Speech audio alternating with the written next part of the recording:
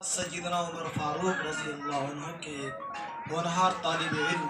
دو درجہ حفظ کے ہیں، میں ان کو تقریر کے لیے دعوت دے رہا ہوں جن سے میری مراد ہے گلفراز سلمہ، وہ آئے اور اپنی تقریر ہم سامعین کے سامنے پیش کریں۔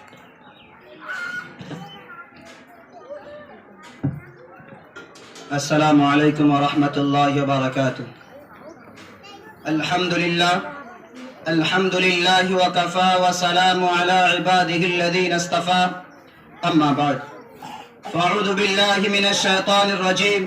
بسم اللہ الرحمن الرحیم۔ ان هذا القرآن يهدي للتي هي اقوم، وقال النبي صلی اللہ علیہ وسلم خیرکم من تعلم القرآن وعلمه، صدق اللہ العظیم۔ کتابوں میں جو افضل گئے اسے قرآن کہتے ہیں، کتابوں میں جو افضل گئے اسے قرآن کہتے ہیں، اسے جس نے اتارا گئے اسے رحمان کہتے ہیں، اور سجا لے اپنے سینے میں جو اس کے 30 پاروں کو، اور سجا لے اپنے سینے میں جو اس کے 30 پاروں کو، زمانے بھر اس کو حافظ قرآن کہتے ہیں۔ سامعین نظام،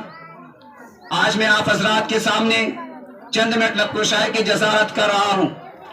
دعا کریں کہ اللہ تبارک و تعالی ہمیں حق بات بولنے کی توفیق عطا فرمائے۔ محترم بزرگ اور دوستوں اور پیارے بھائیوں، آج میں بتانا چاہوں گا کہ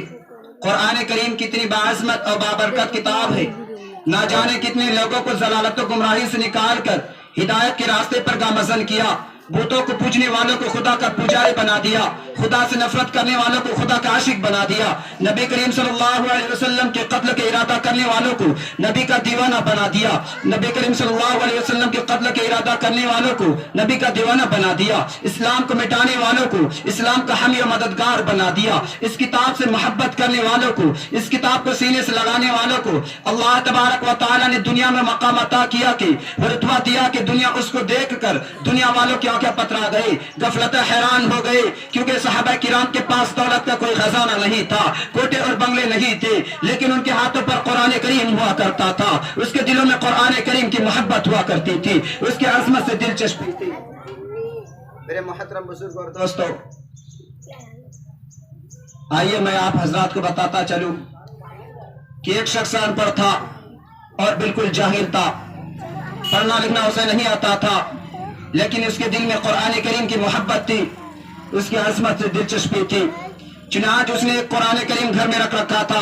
اور وہ ہر دن صبح و شام قرآن کریم کو چنتا اور اسے سینے سے لگاتا اور اسے ماتھے سے لگاتا اور اس کو کھول کر کہتا ہے کہ جو اللہ تبارک و تعالی نے اس میں لکھا ہے وہ برحق اور سچا ہے۔ وہ شخص اسی طرح عمل کرنا شروع کر دیتا ہے، یہاں تک کہ ایک دن اسے موت کا وقت آ گیا، وہ شخص مر گیا۔ چنانچہ لوگوں نے اس کو دھلایا اور نہلایا، کفن وغیرہ پہنا کر قبرستان لے گئے، گھر والوں نے اس کو قبر میں دفنا کر واپس آ گئے، لیکن کسی رشتہ دار نے کہا کہ جو سرکاری ملازم تھا کہ میرے کاغذات کچھ قبر میں گر گئے ہیں، لہذا قبر کو دوبارہ کھودا جائے۔ چنانچہ گھر والوں نے ایسا ہی کیا کہ لیکن جب اندر کا معاملہ دیکھا تو لوگ حیران ہو گئے کہ اس کے اندر سے خوشبو آ رہی ہے، اس کے داڑھی کے بال ہل رہے ہیں، چہرے سے مسکراہٹ محسوس ہو رہی ہے، لہذا لوگوں نے گھر والوں سے معاملہ دریافت کیا کہ تو گھر والوں نے بتایا کہ یہ کوئی عمل نہیں کرتا تھا بلکہ ایک کام یہ روزانہ کرتا تھا، یہ ہے کہ وہ ہر دن صبح و شام قرآن کریم کو چنتا اور اسے سینے سے لگاتا اور اس کے اوپر جو دھول گرد و غبار پڑ جاتی تھی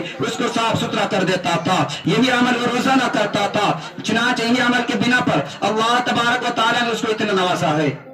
میرے دوستو، اگر آج ہم بھی قرآن کریم سے محبت کرنے والا بن جائے، ہم اس کو سینے سے لگانے والا بن جائے، تو ہمارے لیے بھی دور نہیں ہے کہ ہمارے ساتھ بھی اللہ تبارک و تعالی یہی معاملہ کریں گے انشاءاللہ۔ میرے محترم بزرگ اور دوستو، میں آپ حضرات کو قرآن کریم کی عظمت بتلاتا چلوں، ان کی ممتاز صفات کو گنواتا چلوں۔ چنانچہ اگر آپ دنیا میں قرآن کریم کے علاوہ کسی اور کتاب کے بارے میں، کسی رسالے کے بارے میں کہے کہ آپ اس کو پڑھے، تو یہ کہے گا نہیں، میں نے اس رسالہ کا پڑھ رکھا ہے، میں اس میگزین کا مطالعہ کر لیا ہے، دوبارہ پڑھنے کا دل نہیں چاہتا۔ لیکن خدا کی قسم قرآن و کتاب ہے، اگر آدمی ایک مرتبہ پڑھے تو مزہ وہی ہے، 2 مرتبہ پڑھے تو مزہ وہی ہے، 3 مرتبہ پڑھے تو مزہ وہی ہے، 4 مرتبہ پڑھے، 5 مرتبہ پڑھے، 10 مرتبہ پڑھے، 100 مرتبہ پڑھے تو मजा होएगी, यहाँ तक अगर 100 मरतबा भी पढ़े तो मजा होएगी, इमाम पढ़े तो मजा होएगी, मुक्तदी पढ़े तो मजा होएगी, मस्जिद में पढ़े, घर में पढ़े, सफर में पढ़े, चलते चलते पढ़े, सफर में पढ़े, लेट कर पढ़े, लेकिन मजा होएगी। मेरे दोस्तों, मजे में कोई फर्क नहीं आता।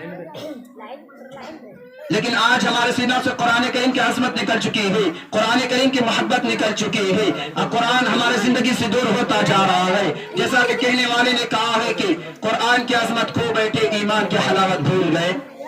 कुरान की अज़मत खो बैठे, ईमान की हलावत भूल गए। चाहते हो मुसलमान इज्जत मिले तो कुरान पढ़ो, कुरान सुनो। मुंह देख लिया आईने में, पर्दा न देखा सीने में, मुंह देख लिया आईने में, पर्दा न देखा सीने में, जी ऐसा लगाया जीने में, मरने को मुसलमान भूल गए।